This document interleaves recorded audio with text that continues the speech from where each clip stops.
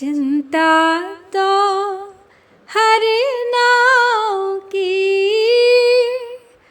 और न चिंता दास, जे कछु चितवै राम बिन, सोई काल को पास।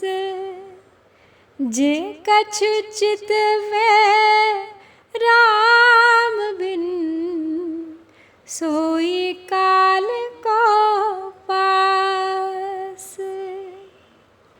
चिंता तो हरि नाम की और न चिंता दास, जे कछु चितवै राम बिन, सोई काल को पास। कबीरदास जी कह रहे हैं सुमिरन को अंग की छठी साखी में कि मैं तो केवल हरिनाम का चिंतन करता हूँ और किसी वस्तु व्यक्ति का चिंतन मैं नहीं करता, क्योंकि जो कोई भी राम का चिंतन छोड़ कुछ और चिंतन करता है वो बार बार मृत्यु के बंधन में फंसता रहता है। मैंने तो आद्योपांत शोध करके ये सबक सीख लिया है। तो पिछली दो साखियों में कबीर ने राम नाम की महिमा का उल्लेख करते हुए कहा था कि आदि से अंत तक सब शोध करके मैं देख चुका हूँ और मैंने पाया है कि राम नाम स्मरण के अतिरिक्त सब कुछ काल समान है, मृत्यु है, विनाशकारी है। और अब इस साखी में उसी भाव को उन्होंने आगे बढ़ाया है। कहते हैं कि राम नाम के सिवाय कुछ और का, किसी और विषय का यदि किसी ने चिंतन किया तो वह विषय काल समान, विनाशकारी मृत्यु के देवता यम के समान उसे अपने पाश में जकड़ कर ले जाता है और फिर फेंकता रहता है जन्म मृत्यु के फेर में। अपनी आद्योपांत, अपनी उस आदि से अंत तक की हुई शोध के परिणाम स्वरूप कबीर ने ये पाया है कि राम का स्मरण करने वाला ही सच्चा साधक है, वही मुक्त हो सका है भव बंधन से। और इस सत्य को जानकर अब मैं तो केवल हरि नाम का, राम नाम का ही चिंतन करता हूँ, अन्य कुछ और नहीं, किसी और का नहीं।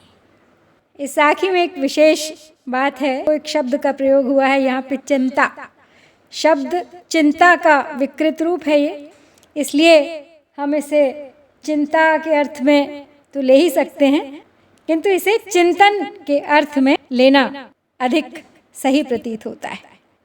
चिंतन का प्रयोग तो हम पहले अभी कर चुके हैं, लेकिन अगर हम चिंता के रूप में प्रयोग करें तो कह सकते हैं कि हरि भक्त को या हरिदास को एकमात्र चिंता हरिनाम जप की या राम नाम स्मरण की रहती है।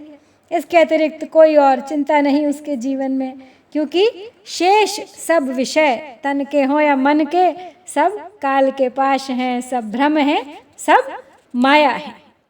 लेकिन मेरी नज़र में चिंता और चिंतन में फर्क है। चिंता नकारात्मक भाव है, चिंतन सकारात्मक भाव है। चिंता का सांसारिक संबंध है, चिंतन का आध्यात्मिक संबंध है। कहा भी जाता है कि चिंता चिता समान है और चिंतन है उस चिंता की काट।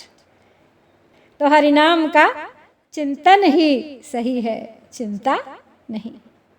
देखिए पुनः एक बार वही बात कह रहे हैं कबीर, लेकिन इस बार वो एक अलग ही शब्दों की व्यंजना तैयार करके लाए हैं। आइए देख लेते हैं इस साखी में प्रयुक्त शब्दों को। तो सबसे पहले है चिंता, जो चिंता का विकृत रूप है, या यूँ कहूँ कि चिंतन का, ध्यान का, चित्त में स्थिति का अर्थ हम इससे लें। दूसरा है तो, तो है तो, चिंता तो का विकृत रूप हुआ। नाम, नाम, हरिनाम, राम का नाम। जे कुछ यानी जो कोई या यदि कोई। फिर है चितवै अर्थात देखे या नजर डाले। राम बिन, राम नाम के अलावा किसी और विषय की ओर देखे, नजर डाले, चिंतन करे। सोई, वही वह व्यक्ति काल कौ पास, काल यानी मृत्यु, अंतकाल, कौ का काल का, पास, पास यानी पाश, बंधन।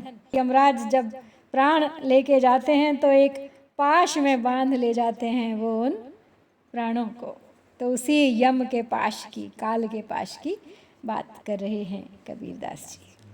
और अब यदि इस साखी की अलंकार योजना की ओर रुख करें तो विशेष रूप से कोई अलंकारों का प्रयोग यहाँ दिखाई नहीं दे रहा है अंत्यानुप्रास के सिवाय। दास और पास में सवर्ण की आवृत्ति है, दोहे के दोनों चरण अंत होते हैं एक ही प्रकार के स्वर से। दूसरा जो विशेष मुझे लगा, चवर्ण की प्रधानता और चिंता और चितवय का कितना सुंदर उपयोग यहाँ पर किया है। दोनों शब्द अलग हैं, दोनों के अर्थ अलग हैं, लेकिन प्रतीत होते हैं जैसे एक ही बात इन दोनों शब्दों के द्वारा कही जा रही है। चिंतन करना, ध्यान करना, देखना, नज़र डालना समानार्थी से प्रतीत हो रहे हैं, लेकिन इन दोनों को दिखाने के लिए उन्हें एक जैसे सुनाई देने वाले शब्द मिल ही गए हैं, च और त की प्रधानता वाले। चिंता, चिंता, चितवय। चिंता की उत्पत्ति यदि हम चिंतन से मानते हैं तो चितवय की उत्पत्ति है चितवन शब्द से। चितवन का अर्थ होता है नज़र, देखना। चितवय देखे, जो नज़र डाले अन्यत्र हरिनाम के, उसके लिए तो तय है जन्म मृत्यु का बंधन। तो ये थी श्याम सुंदर दास जी द्वारा संकलित कबीर ग्रंथावली के सुमिरन को अंग से छठी साखी। शीघ्र लौटूंगी अगली साखी के साथ, प्रतीक्षा कीजिएगा। जय कबीर, जय भारत।